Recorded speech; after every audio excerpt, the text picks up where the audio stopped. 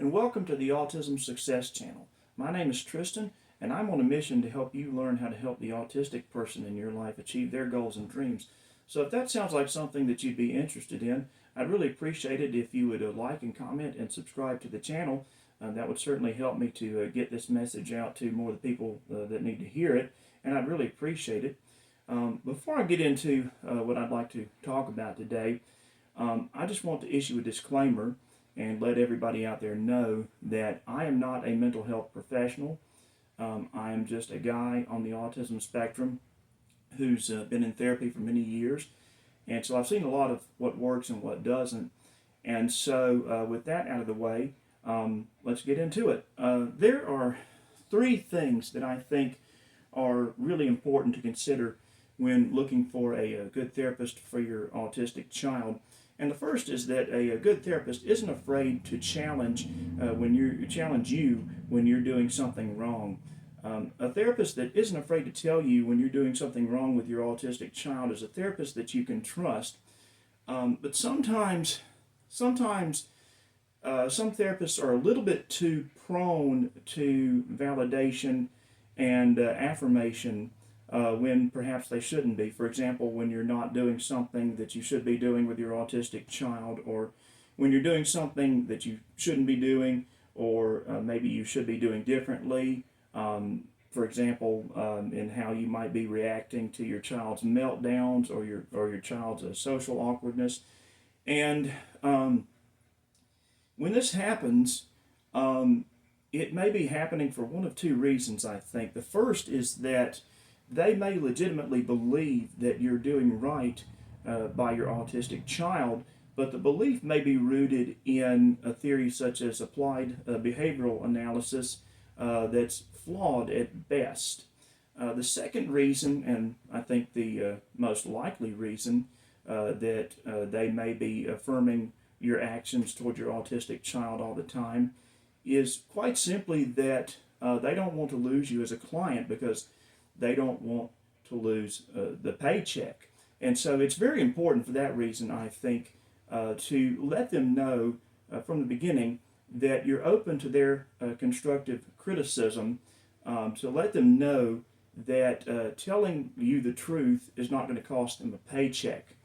And so the second thing that I think is a very important quality to look for in a therapist, a good therapist for your autistic child, is that they're goal-oriented.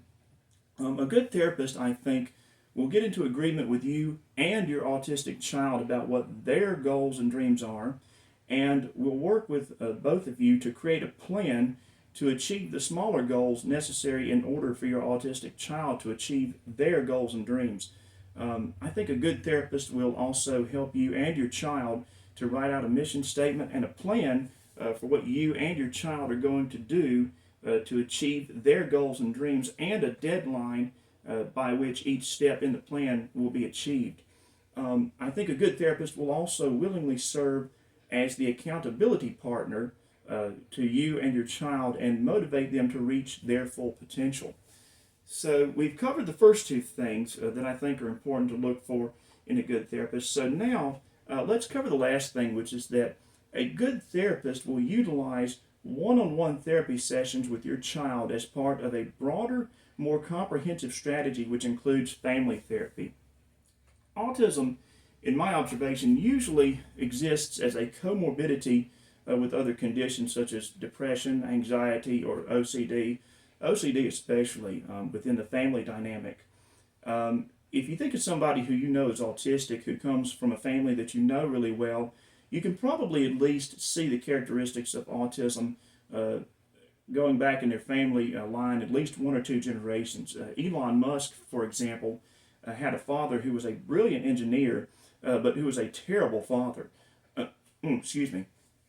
Another example is Wolfgang Amadeus Mozart, who's thought to have been on the spectrum. Of course, autism wasn't a diagnosis back then, but a lot of researchers recently have started to think that he was probably on the spectrum. The surviving letters from the Mozart family tell of a very dysfunctional family dynamic. In short, dysfunction within the family seems to accompany autism quite regularly. A good therapist, I think, will understand that, as the old saying goes, where there's smoke, there's fire. That is, when there's autism anywhere in a family line, there's likely also other comorbidities in that family line creating dysfunction. A good therapist will understand, I think, the nature of this relationship and will use one-on-one sessions and family therapy with your autistic child as part of a broader, more comprehensive strategy to help your autistic child. Hold on here. There we go. And to help your autistic child. So a good therapist will recognize the importance of having the immediate family involved in the sessions and will push them to have them involved if possible. Of course, I understand that that's not always a possibility. You get some family members that have egos and they're like, oh, I don't need therapy. I don't need to go to the sessions and, what have you.